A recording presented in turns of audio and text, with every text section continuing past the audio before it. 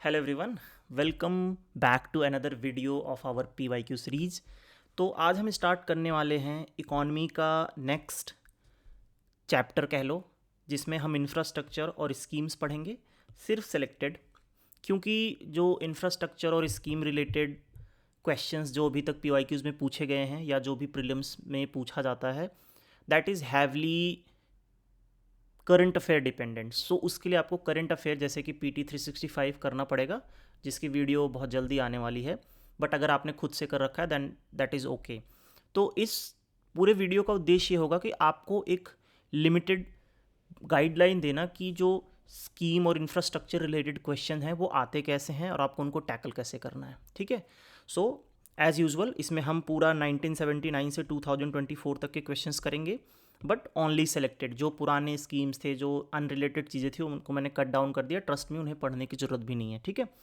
So as usual अपनी इस पूरी सीरीज़ का उद्देश्य एक ही है कि अपने को +40 मार्क्स इंक्रीज करना है और प्रीलिम्स क्रैक करना है। ठीक है। Being said that, let's start with the first question. 1979 में आया कि which hydro electric project produces maximum power energy. ठीक है। सो एनर्जी से रिलेटेड क्वेश्चंस बहुत ही फेवरेट रहे हैं यूपीएससी के अभी तक। तो मैं आपको होमवर्क दूंगा इसमें एक, अभी आगे पहले ये क्वेश्चन सॉल्व कर लेते हैं। तो मैंने क्या किया कि मैंने चैट जीपीटी से पूछा कि भाई अभी तक के जितने भी हाइड्रो इलेक्ट्रिक प्रोजेक्ट अपने स्टेट वाइज हैं उन सब की मुझे लिस्ट दो, उनकी रैंकिंग दो, किस नदी पे बने हैं, कौन सा डैम है, ये सब मैंने लिस्ट बनवा ली है। ठीक है। अभी मैं आपको दिखाता हूँ। तो इसने सबसे पहले मुझे दिया सुबानश्री लोअर, अरुणाचल प्रदेश में, बोला कि 2000 मेगावाट की है बट अभी अंडर कंस्ट्रक्शन है। ठीक है। उसके बाद दिया Koyna hydro electric project, Maharashtra. तो आज भी जो ये कोयना वाला हाइड्रो इलेक्ट्रिक प्रोजेक्ट है महाराष्ट्र में, जो कि कोयना रिवर पे बना हुआ है, that is still the highest functioning, मतलब जिसका सबसे ज़्यादा पावर है hydro electric project in India. ठीक है। Koyna is still. अब एक अपने पास बन रहा है, टेहरी डैम है। अच्छा, टेहरी डैम पे पिछली बार जब मैं उत्तराखंड घूमने गया था, तो जब आप ऋषिकेश से आगे जाओगे तो वहाँ पे टेहरी डैम के लिए एक रास्ता था, हम लोग जाने वाले थे, बट वहाँ पे due to some restrictions we could not go. तो टेहरी डैम जो अभी इस समय है वो 1000 मेगावाट का कैपेसिटी है, बट 2400 प्लांट है।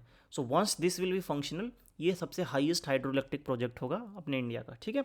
सो इस तरह के क्वेश्चंस आए हुए हैं। अब आपका होमवर्क क्या बनता है कि आपको इससे रिलेटेड, जो विंड से रिलेटेड चीज़ें हैं, जो कोल से रिलेटेड चीज़ें हैं, सोलर से रिलेटेड चीज़ें हैं, न्यूक्लियर, देखो सोलर से रिलेटेड बहुत चीज़ें हैं कि सबसे लार्जेस्ट सोलर प्लांट कहाँ पे है, तो ये अपना है आई थिंक ओमकारेश्वर, मध्य प्रदेश में। ठीक है।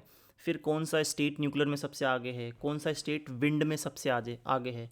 जैसे विंड में सबसे आगे गुजरात है ना, आप अदानी से रिलेट करके याद कर सकते हो।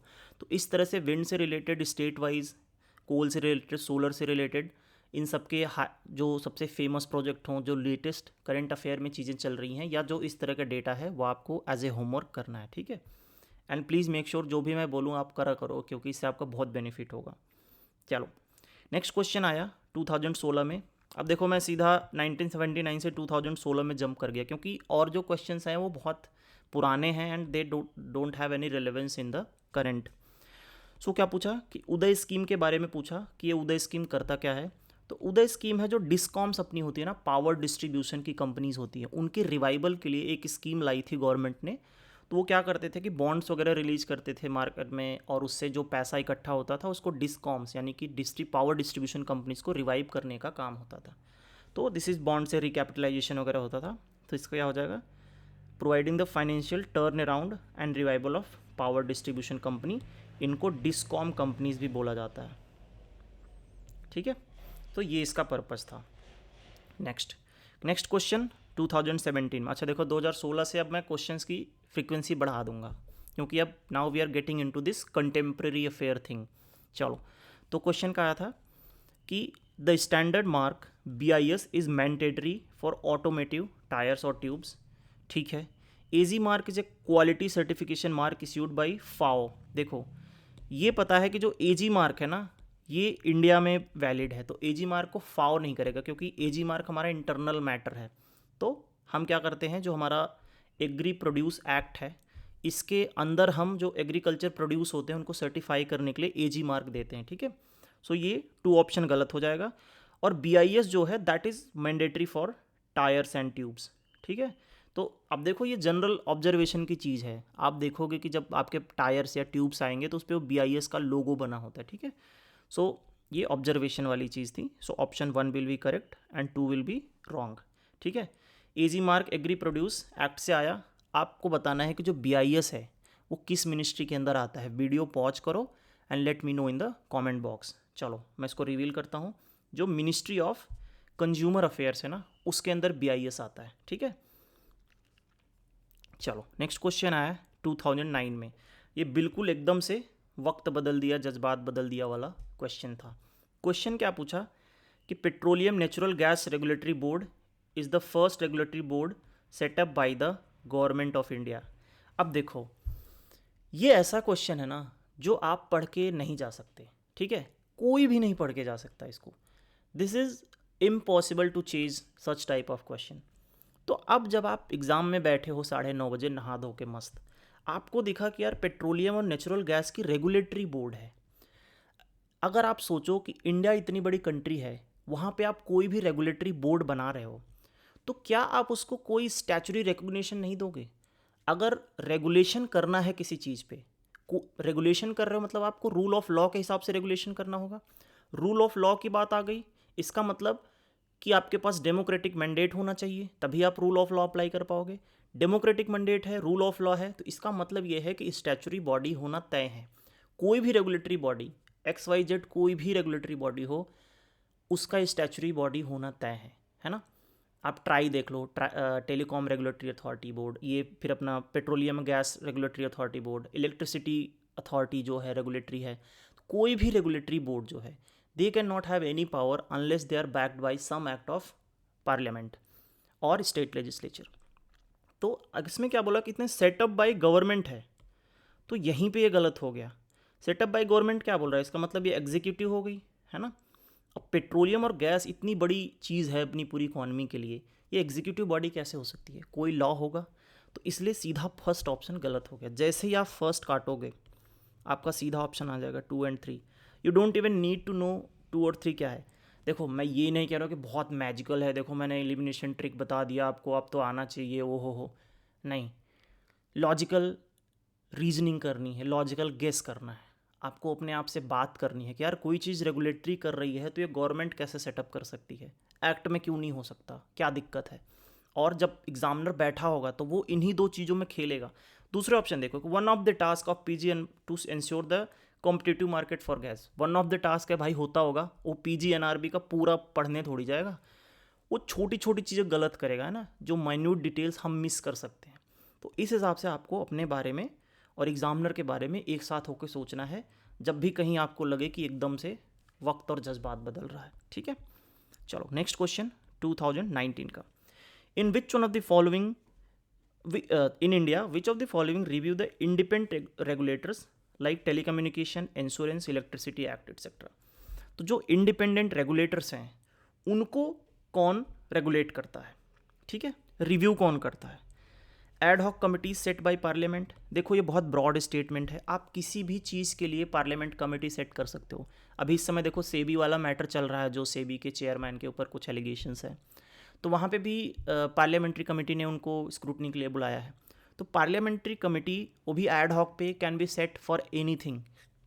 सो एड, ये ऑप्शन 1 सही हो जाएगा। अगर ऑप्शन 1 सही हो गया तो आपका D और C कट जाएगा। नेक्स्ट है parliamentary department related standing committee. Again this is very broad statement. Parliament में आप कितनी भी तरीके की स्टैंडिंग कमेटी बना सकते हो, डजेंट मैटर, ठीक है। सो 1 और 2 ऑप्शन आपका सीधा आ गया, ठीक है। अब जो नीति आयोग है, ये किसी को रेगुलेट नहीं करता, ये किसी को निर्देश नहीं देता, ये एक थिंक टैंक है, ठीक है, NITI Aayog. Financial sector reforms है, फाइनेंशियल कमीशन के अलग फंक्शंस हैं। सो 1 और 2 will be the correct option. 2023 में बाउंसर क्वेश्चन आया, क्या पूछ रहा है कि फॉलोइंग इंफ्रास्ट्रक्चर सेक्टर, कुछ UNOPS का S3I इनिशिएटिव बोला। देखो ये रैंडम है, do not change. Scoring 0 is much better than scoring negative. अगर कल मैं एग्ज़ाम में जाऊँ और ये क्वेश्चन आएगा, द मोमेंट मैं इसको छोड़ दूंगा, क्योंकि मुझे पता है कि अगर इतना पढ़ाई करने के बाद, देखो अगर उस समय मैं अपने करंट अफेयर में पढ़ के जाता, मुझे दिख जाता तो ठीक है, बट अगर मैं कल सुबह जाऊँ अगर ये मैंने नहीं पढ़ा, आई विल लीव इट, क्योंकि scoring zero is always better than scoring negative. So don't chase such kind of random questions, leave it, ruthlessly leave it. अपने हॉर्सेस को कंट्रोल करना, अपनी फीलिंग्स पे कंट्रोल करना is one of the main characteristics of candidates who clear prelims. आपको अपने nerves पे control करनी, अपने एजुकेशन पे ट्रस्ट करना है कि अगर ये मुझे नहीं आता, किसी को नहीं आएगा और इससे कट ऑफ डिसाइड नहीं होगी. ठीक है, because when you leave the less important thing you can focus on the most important thing. जैसे आपकी सिली मिस्टेक हो गई, जो आपको क्वेश्चन आते हैं आपने गलत कर दिए, जैसे आप इसको देख के कट करोगे ना, अब आपका पूरा पेपर 99 क्वेश्चन का बचा, आपको अब इस पर दिमाग नहीं लगाना है. ठीक है, सो एक वो फिल्टर डिज़ाइन करो कि ये क्वेश्चन मुझे छोड़ना है, और 10 क्वेश्चन ऐसे मिलेंगे जो आप नहीं कर पाओगे कितना भी पढ़ लो. ठीक है, चलो नेक्स्ट क्वेश्चन स्कीम से करेंगे. अब इसमें मैंने पहले ही आपको बताया था कि जो मोस्टली हैं वो करंट अफेयर से आएंगे, और जो कंटेम्प्रेरी के क्वेश्चन हैं या जो बहुत फेमस स्कीम है, जैसे नेशनल फूड सिक्योरिटी एक्ट हो गया, प्रधानमंत्री जनधन योजना हो गया, प्रधानमंत्री फसल बीमा योजना हो गया, तो ये सब कंटेम्प्रेरी हैं और बहुत ही वाइड और पॉपुलर स्कीम्स हैं, तो इनके बारे में आपको बताऊंगा. ठीक है, चलो 2010 से मैंने स्टार्ट किया, 2009 तक के सारे मैंने हटा दिए थे, वो जानने लायक थे भी नहीं. पूछा है कि an objective of national food security mission is to increase the production of certain crops through area expansion and productivity enhance in sustainability matter in identified district of the country. What are those crops, मतलब कह रहा है कि national food security mission में कुछ कुछ crops को बढ़ाने के लिए बात की गई है, वो क्रॉप कौन कौन सी हैं. ठीक है, तो इसमें ऑप्शन है rice, wheat and pulses only. Rice, wheat, pulse, oil seed, vegetables. Vegetables तो इसमें मिलता नहीं अपने ये नेशनल फूड सिक्योरिटी में. Rice, wheat, pulse and oil seeds. ठीक है, अब ऑयल सीड्स मिलने की बात हो रही है बट जनरली नहीं मिलता, तो बचता क्या है, राइस, वीट एंड पल्स. ठीक है, अब नेशनल फूड सिक्योरिटी एक्ट के बारे में आ गया तो पढ़ लेते हैं. तो इसके कुछ इंपॉर्टेंट चीज़ें कि बोथ बीपीएल प्लस एपीएल को मिलेगा. ऐसा नहीं कि सिर्फ बिलो पावर्टी लाइन वालों को मिल रहा है और एपीएल वालों को नहीं मिल रहा है, तो बिलो पावर्टी लाइन प्लस थोड़ा सा उससे अबव सबको मिलता है ना. Eldest women of the house hold should be head, अगर आपको वो कार्ड बनवाना है तो. सब्सिडाइज मिलता है. एफसीआई जो फूड कॉरपोरेशन ऑफ इंडिया है वो इसके पीछे है मेन. देखो एनएफएसए बहुत इंपॉर्टेंट है, इसका स्टैटिक पढ़ लेना, जो मेन चीज़ है वो मैं आपको बता रहा हूँ. सेंट्रल सेक्टर स्कीम है, 100% funded by central government. States जो हैं they help in identify the beneficiary. ठीक है, और डायरेक्ट बेनिफिट ट्रांसफ़र, ये सब के भी प्रोविज़न एनएफएसए में है. ठीक है, तो ये एनएफएसए का थोड़ा सा मैंने स्टैटिक बताया, बाकी आपको पढ़ना है. ठीक है, MCQ, find the correct statement about national food security act 2013 में क्वेश्चन आया. Sorry, national food security act 2013, ये क्वेश्चन आया 2018 में. ठीक है, क्या पूछ रहा है, the families under the category of below poverty only are eligible. नहीं, मैंने बताया कि नहीं है, बीपीएल है, थोड़ा सा एपीएल वाले भी हैं. The eldest women in the household age 18 shall be the head of household for the purpose of ration card. ठीक है, ये वुमेन एम्पावरमेंट से रिलेटेड चीज़ है तो ये सही होगा. Pregnant women and lactating mother are entitle to take home ration of 1600 calories. देखो ये 600 कैलोरी है, तो अब जब आप एनएफएसए का डॉक्यूमेंट बिल्कुल ध्यान से पढ़ोगे तब इस तरह की जानकारी आपको प्राप्त होगी. ठीक है, चलो, तो ये 1 गलत हो गया, 3 गलत हो गया, तो 2 only will be the correct option. ये 2018 में पूछा गया था, तो लेटेस्ट चीज़ें हैं, पढ़ना है आपको.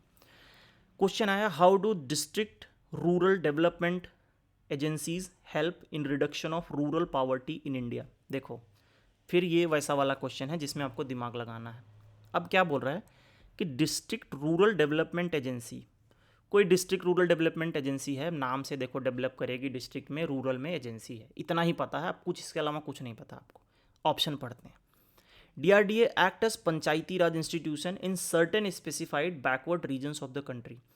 अगर आपने पंचायती राज इंस्टीट्यूशन अच्छे से पढ़ा है तो आपको पता है कि पंचायती राज इंस्टीट्यूशन जो है वो ग्रास रूट को डेवलप करने के लिए गवर्नमेंट की मुहिम है. तो they will not replace the Panchayati Raj institute with some agency, क्योंकि पंचायती राज इंस्टीट्यूट का बहुत इंपॉर्टेंस है अपने कंट्री में. ठीक है, आर्टिकल 243 के अंदर इनको बनाया गया है, तो किसी कॉन्स्टिट्यूशनल प्रोविज़न को एक एजेंसी कैसे रिप्लेस कर सकती है. So this can not be done. ठीक है, ये बेसिक लॉजिक आपको लगाना पड़ेगा. तो 1 ऑप्शन आपका कट जाएगा, तो बचा 3 और 4, ये 4 ओनली, तो मतलब 2 अपने आप कट गया. अब क्या बोल रहा है, DRD secures inter sectoral inter departmental coordination and cooperation. ये बिल्कुल ही आसान और बिल्कुल ही सरल शब्दों में लिखा है कि भाई कोऑर्डिनेशन करता है, ये कॉन्वर्सेशन करता, अरे कौन नहीं करता भाई कोऑर्डिनेशन कॉन्वर्सेशन, बिल्कुल सिंपल ऑप्शन। तो 3 करेक्ट, 4 करेक्ट, ऑप्शन आपका बी 3 एंड 4। चलो next, consider the following, the employ of which of the following can have social security coverage under ESIC। ठीक है, दो चीज़ें होती हैं एम्प्लॉयज़ के सोशल सिक्योरिटी के लिए, एक EPFO, एक ESIC। ठीक है, तो जो ऑर्गेनाइज्ड सेक्टर है, फॉर्मल सेक्टर है, और जो कैजुअल वर्कर्स हैं, कैजुअल वर्कर्स वो हैं जो कि साल में कुछ दिनों के लिए काम करते हैं, but they are treated as a formal employ, है ना, परमानेंट नहीं है बट कैजुअल हैं, बट जब भी आएंगे वो फॉर्मली ही ट्रीट किए जाएंगे। तो they are covered in the both EPFO and ESIC। ठीक है, कल मैंने आपको एक क्वेश्चन पढ़ाया था, उसमें लिखा था कि all the casual workers are entitled for EPFO। मैंने उसको करेक्ट करवाया था, क्योंकि जिस सोर्स से मैं पढ़ रहा हूँ उसमें लिखा है कि all the casual workers are entitled for EPFO, but जब UPSC का आंसर की आया था तो उसमें उसने ऑल को शायद एक्सट्रीम मान लिया हो या कोई एक्सेप्शन हो, बट उसमें मैं PhD करने नहीं जा रहा हूँ। अगर देखो अभी मुझे पता है कि UPSC ऑल कैजुअल को EPFO में नहीं मानता, तो कल में भी मैं उसको सही करूँ, but with the prior knowledge अगर मैं वो क्वेश्चन अटेम्प्ट करता तो मैं अभी भी वही मारता जो अपने मेरे नोट्स में लिखा हुआ है। तो PhD नहीं करना है, we have to be in the limit of our rational bound.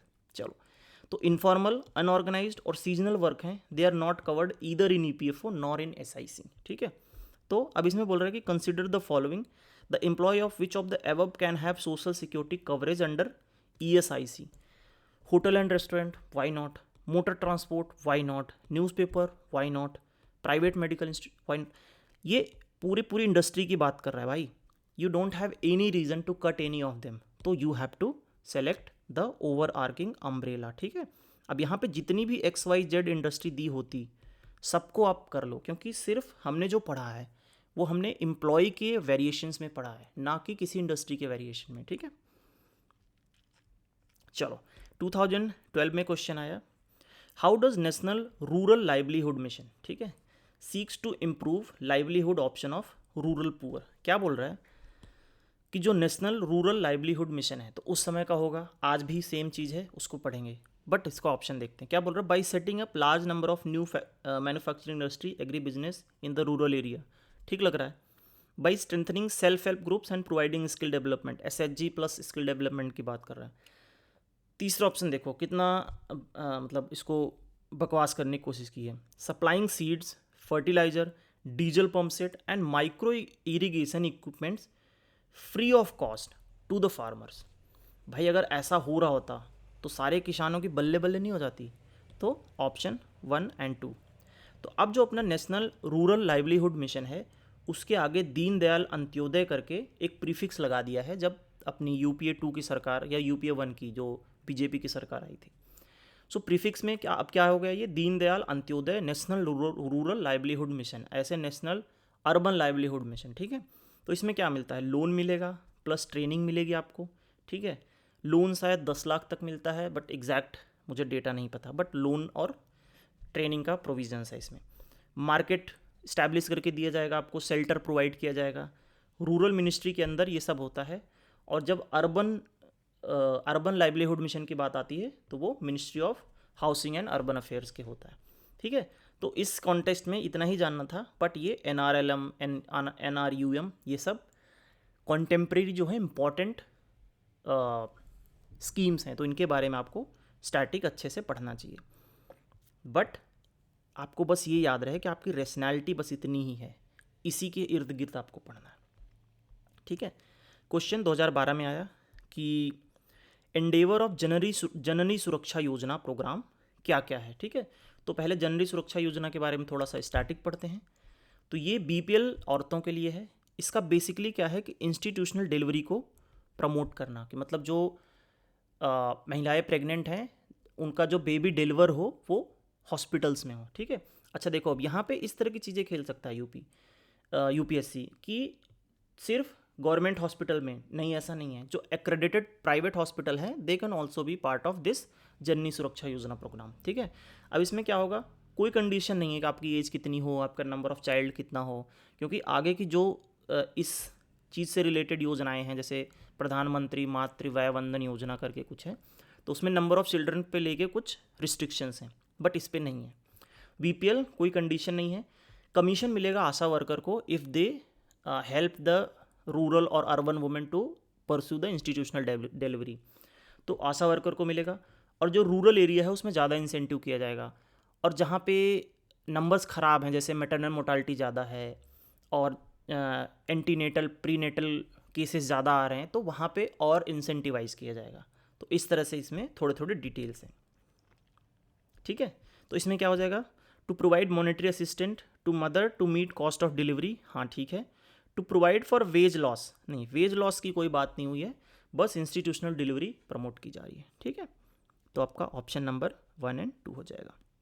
चलो 2012 में नेक्स्ट क्वेश्चन आया, और नेक्स्ट क्वेश्चन क्या बोल रहा है कि with reference to national rural health mission NRHM की बात कर रहा है, फॉलोइंग जॉब्स ऑफ आशा। अब देखो आशा वर्कर हैं, accompanying women to health facility बिल्कुल करेंगी, using pregnancy test kit to early detection of pregnancy बिल्कुल, सो दैट इनका आगे वैक्सीनेशन हो सके और जो हर तरीके की केयर हो सकता है वो हो सके। प्रोवाइड इन्फॉर्मेशन ऑन न्यूट्रिशन बिल्कुल। कंडक्टिंग डिलीवरी ऑफ बेबी, नहीं, जो आशा वर्कर्स हैं they are not train doctors, जो डिलीवरी ऑफ बेबीज़ होता है वो हमेशा इंस्टीट्यूशनल होना चाहिए डॉक्टर्स के देख रेख में। तो अपना 1, 2 and 3 will be the correct option, this will be the wrong option. चलो क्वेश्चन आया 2015 में, प्रधानमंत्री जनधन योजना। अब सेम क्वेश्चन आया था 2024 में, प्रधानमंत्री श्रमिक मानधन योजना करके। ये दोनों समझ लो सिबलिंग्स स्कीम है, तो वो आपका होमवर्क हो जाएगा, वो आपको पढ़ के आना है, ठीक है। तो प्रधानमंत्री जनधन योजना का क्या है कि ये नॉट फॉर सेंट्रल और टैक्स पेयर है, मतलब मेरे जैसे लोग इसको नहीं ले सकते because I am a tax payer. और जो greater than Pradhanmantri Jandhan Yojana, oh sorry I mistaken it, ये मैं आगे अटल पेंशन योजना का यहाँ पे बता गया, ठीक है, सॉरी। तो प्रधानमंत्री जनधन योजना है जो बीच में आया था ना कि सबका अकाउंट खुलवाना है, सब लोगों का अकाउंट खुलवाना है, ठीक है। तो this is not for central employ और tax payer. Greater than 10 year, मतलब जिसकी एज ग्रेटर देन 10 ईयर है, they can go and open their account. अब आप इसमें इसको जीरो बैलेंस अकाउंट भी खोल सकते हो। नो चेकबुक विदाउट बैलेंस, मतलब आप जीरो बैलेंस अकाउंट खोल लोगे, कोई इस पर फ़ाइन नहीं है। पहले क्या होता था कि बैंक्स में अगर आपका पैसा कम हो जाता था तो बैंक्स फ़ाइन मार देते थे, बट अगर आपने जनधन योजना के अंतर्गत खोला हुआ है कोई फ़ाइन नहीं होगा। बट अगर आपको चेक बुक इश्यू कराना है तो आपके अकाउंट में पैसा होना चाहिए, ठीक है। अब ये चीज़ इंपॉर्टेंट है कि हर जनधन अकाउंट के साथ आपको 1 लाख का जो लाइफ इंश्योरेंस है वो फ्री मिलता है, और जिसका प्रीमियम NPCI पे करता है, ठीक है। तो अभी promoting financial inclusion in the country के लिए हुआ था, ये जनधन योजना का मेन काम ही यही था। अभी आपका देखोगे कि प्रधानमंत्री ने अनाउंस किया है कि तकरीबन 50 करोड़ से ज़्यादा जनधन अकाउंट खुल चुके हैं, और उसमें 50% से ऊपर महिलाएं हैं। तो ये कंटेंट और ये कीवर्ड्स जो है आप जब फाइनेंशियल इंक्लूजन मेंस में हम आंसर राइटिंग करेंगे, देर यू कैन यूज़ कि प्रधानमंत्री जनधन योजना has achieved great Heights by facilitating 50 crore accounts in which there are more than 50% women participation and that is really good for our inclusive growth। देखो आ गया ना means. चलो regarding अटल pension योजना, अभी इसी के बारे में बात कर रहा था, वो स्लिप हो गया दिमाग में। तो अटल पेंशन योजना के बारे में हम पहले बेसिक्स जानते हैं। 18 से 40 की एज का कोई भी ज्वाइन कर सकता है। अच्छा ये दे देगा, वो बोल देगा कि नहीं 21 से 40, आप कन्फ्यूज हो जाओगे, तो ये चीज़ें ध्यान रखनी है। No limit, anyone can join, कोई भी, किसके अंबानी से लेके हम जैसे आप लोगों तक कोई भी ज्वाइन कर सकता है, इसमें कोई लिमिट नहीं है। अच्छा जो इसमें कोई लिमिट नहीं है इसका मतलब गवर्नमेंट कुछ कंट्रीब्यूट नहीं करेगी, आपका अपने ऊपर है कि आप कितना पैसा देते हो, कितना कंट्रीब्यूशन करते हो, कितनी आपको वो पेंशन मिलेगी। पेंशन मिलेगी 60 साल के बाद। And this scheme is promoted by department of financial service, जो कि अपनी मिनिस्ट्री ऑफ फाइनेंस के अंदर आता है। मैक्सिमम 5,000 तक की पेंशन आपको मिल सकती है, डिपेंडिंग ऑन कि आपने किस एज से शुरुआत की थी और कितना कंट्रीब्यूट किया था। और अगर आप लेट से जो पेंशन रिसीवर है, इफ़ ही डाइज और शी डाइज, तो उसके स्पाउस को सेम अमाउंट मिलेगा। If both husband and wife dies, then children जो उनके बच्चे होंगे उनको प्रीमियम वापस मिल जाएगा, ठीक है। अब आपका होमवर्क है प्रधानमंत्री श्रम योगी मानधन योजना, जिसका एक PYQ आया हुआ है 2023 2024 में, तो आपको करके आना है। और 2024 वाला जो PYQ है मैं पूरा पेपर एक साथ कराऊंगा, वो मेरी दिली इच्छा है कि हम सब साथ में करें, तो वो करेंगे। तो ये आपको करके आना है, ठीक है। ये आपका होमवर्क है, लिख लो होमवर्क जो जो मैं बताते जा रहा हूँ करके आना, वरना क्या कर लेना यार, ठीक है। उसके बाद प्रधानमंत्री मुद्रा योजना। अच्छा देखो, मुद्रा योजना अपनी PT 365 में इस बार आई है, वो माइक्रो फाइनेंस करके एक जो टॉपिक है पढ़ाऊंगा मैं, ठीक है। तो इसमें बोल रहा है कि प्रधानमंत्री मुद्रा योजना क्या है। Mudra Yojana is related to micro financing, मतलब कि जो स्मॉल एंटरप्रेन्योर्स हैं उनको फॉर्मल फाइनेंशियल सिस्टम में ले आना, उनको क्रेडिट प्रोवाइड करना, उनको बैंकिंग फैसिलिटीज़ प्रोवाइड करना। थोड़ा सा उससे क्या होगा कि अपना फाइनेंशियल इंक्लूजन होगा और इकॉनमी भी ग्रो होगी, ठीक है।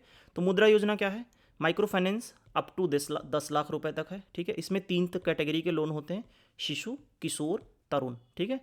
शिशु मतलब छोटा, किशोर मतलब थोड़ा सा जवान, तरुण मतलब अब बड़ा आदमी हो गया, ठीक है। तो 10 लाख तक की लिमिट है, बट अगर आपने पिछला लोन लिया था और आपने पे कर दिया है टाइमली, तो तरुण प्लस करके आपको लोन मिलेगा जिसमें 20 लाख तक की लिमिट है, बट इससे ऊपर नहीं मिलेगा। अब उसमें देखो क्वेश्चंस कैसे बना देगा कि Mudra Yojana entrepreneur can claim up to 50 lakhs of loan, तो नहीं, 20 लाख से ऊपर आप किसी भी हालत में नहीं ले सकते, ठीक है। This is given to non corporate, non form, small, micro enterprise, ठीक है, ये हमें याद रखना है। 2016 में आया स्वयं पोर्टल। स्वयं मतलब आत्मदीपो भव, है ना, विवेकानंद जी कहते हैं स्वयं, खुद पढ़ो खुद बढ़ो, सेल्फ सफिशिएंट एस्पिरेंट, जो कि मॉन्क IAS की टैग लाइन भी है, ठीक है। तो ये क्या बोल रहा है कि providing affordable and quality education to citizens for free, है, जैसे मैं और आप कर रहे हैं ना, अफोर्डेबल एंड क्वालिटी एजुकेशन, ठीक है, for free, no strings attached, you just have to study. तो स्वयं जो है एजुकेशन मिनिस्ट्री द्वारा है, ठीक है। इसके 4 कंपोनेंट हैं। अच्छा, स्वयं के अब इससे ज़्यादा आपको जानने की जरूरत नहीं है। इसमें पहला लेक्चर होगा, जैसे मैं लेक्चर दे रहा हूँ आपको, मटेरियल जो कि हम अपने टेलीग्राम पे शेयर करते हैं, MCQs, PYQs, है ना, कर ही रहे हैं हम, और डिस्कशंस, ठीक है, जो आप लोग चैट में मेरे से करते रहते हो, ठीक है। तो 4 कंपोनेंट है, लेक्चर, मटेरियल, MCQ और डिस्कशंस, ठीक है। स्वयं पोर्टल है एजुकेशन मिनिस्ट्री द्वारा, online education, massive open online course MOOC करके है ना इसका पूरा वो, but you don't need to know that, it's just key initiative of government quality education के लिए, ठीक है। नेक्स्ट 2016 में क्वेश्चन आया on stand up India scheme. So stand up India scheme के बारे में थोड़ा सा मैं आपको बेसिक्स दे दूं। अब देखो, स्टैंड अप इंडिया स्कीम आएगा नहीं आएगा मुझे नहीं पता, प्रधानमंत्री जन धन योजना आएगा मुझे नहीं पता, but I want to set your mind for the framework कि जो भी आगे आप स्कीम पढ़ो इनको इसी फ्रेमवर्क में आपको पढ़ना है, ठीक है।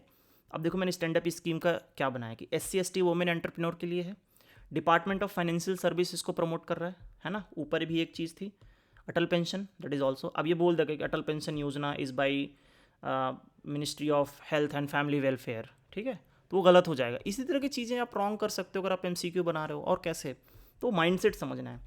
10 लाख से 1 करोड़ तक का लोन दिया जाएगा, एटलीस्ट 1 SC ST वुमेन पर ब्रांच, ग्रीन फील्ड प्रोजेक्ट के लिए होगा, ठीक है। ग्रीन फील्ड मतलब जो प्रोजेक्ट शुरू से आप स्टार्ट करो, ऐसा नहीं कि जो ऑलरेडी चलता हुआ बिजनेस है आप उसको लोन लो, नहीं, ग्रीन फील्ड आपको शुरू से स्टार्ट करना, एंटरप्रेन्योरशिप करनी, इनोवेशन करना है, ठीक है। और जो शेड्यूल कॉमर्शियल बैंक है एंड SIDBI हैं, they will help with various mechanism, ठीक है। अब क्वेश्चन आया, it proposes to promote entrepreneurship among SC ST and women entrepreneurs, ठीक है, सही है। It provides for refinancing through SIDBI, so option 1 and 2, ठीक है। अब देखो मैंने यहाँ पे सिर्फ ना SIDBI कीवर्ड लिख दिया है। अब SIDBI क्या करता है, कितना करता है, ये बहुत आप जान नहीं पाओगे, आप बस कीवर्ड याद रखो कि हाँ भाई SIDBI का इन्वॉल्वमेंट कुछ है, अच्छा शेड्यूल कॉमर्शियल बैंक हैं, SC ST हैं, इस तरह से कीवर्ड। अब उससे रिलेटेड आपका आ गया तो आप हिट करो उसको, फिर ज़्यादा मत डाउट करो अपने ऊपर, ठीक है, क्योंकि इतना information you can not remember everything. With reference to Pradhanmantri Fasal बीमा योजना, फसल बीमा योजना के बारे में मैं आपको बेसिक पढ़ाता हूँ। पहला तो है कि अलग अलग फसल के लिए अलग अलग बीमा प्रीमियम है फॉर द फार्मर्स। रबी के लिए 1.5% ऑफ द टोटल प्रीमियम, खरीफ के लिए 2%, ये हॉर्टिकल्चर के लिए 5%। अच्छा देखो, रबी और जो खरीफ की फसलें हैं ना, दे आर मानसून डिपेंडेंट, तो उनमें ज़्यादा रिस्क होता है। सो इस तरह से मैंने लॉजिक लगाया कि रबी और खरीफ में ज़्यादा क्यों है। तो ये farmer plus state plus central government voluntary है फार्मर्स के लिए। पहले क्या था कि अगर फार्मर्स को लोन चाहिए ना, अपने फार्म लोन चाहिए, तो उनको ये इंश्योरेंस लेना ज़रूरी था, बट अब ज़रूरी नहीं है, तो इट इज़ वॉलंटरी।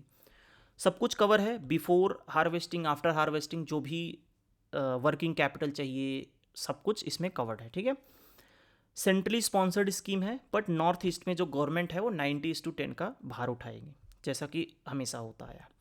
तो ऑप्शंस आए कि under this scheme farmers will have to pay uniform premium of 2% for any crop they cultivate in any season of the year. तो ये गलत है, मैंने बताया ना कि अलग अलग सीजन के लिए अलग अलग क्रॉप के लिए अलग अलग चीज़ें हैं। This scheme covers forced harvest losses arising out of cyclones and seasonal rains. ठीक है, बिल्कुल जनरिक स्टेटमेंट दिया हुआ है कि जो भाई पोस्ट हार्वेस्ट के बाद अगर साइक्लोन आ गया, आपकी फसल उड़ गई, तो बिल्कुल ये कवर करेगा, ठीक है। 2023 लास्ट क्वेश्चन क्या बोल रहा है, एसएचजी और माइक्रो फाइनेंस, इसी के बारे में आया कि SHG was originally initiated by SBI. बिल्कुल गलत है, एसएचजी जो है वो ओरिजिनली स्टेटेड बाय सिडबी था, है ना। SIDBI was the institution that pioneered self help groups. क्या बोल रहा है कि in SHG all the members of group take responsibility for the loan of an individual members. ठीक है, ये एसएचजी का सिंपल कैरेक्टरिस्टिक्स है, इसलिए इसको सेल्फ हेल्प ग्रुप बोला जाता है कि every member is responsible for each other, ठीक है। Regional rural bank SCB support SHG, देखो बिल्कुल सिंपल स्टेटमेंट है, क्या बोलेंगे कि नहीं भाई एससीबी और एसएचजी सपोर्ट नहीं करते एक दूसरे को, तो दो ऑप्शन सही हो जाएंगे, ओनली 2, ठीक है।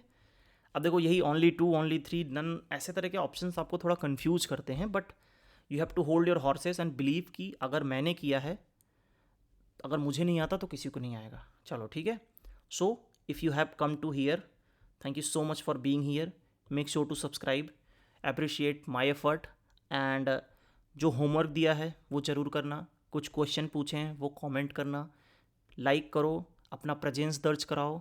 कुछ लोग जो बहुत रेगुलर कमेंट कर रहे हैं, I am very thankful to you and we will make it. So I am going to sleep now and so should you, see you tomorrow.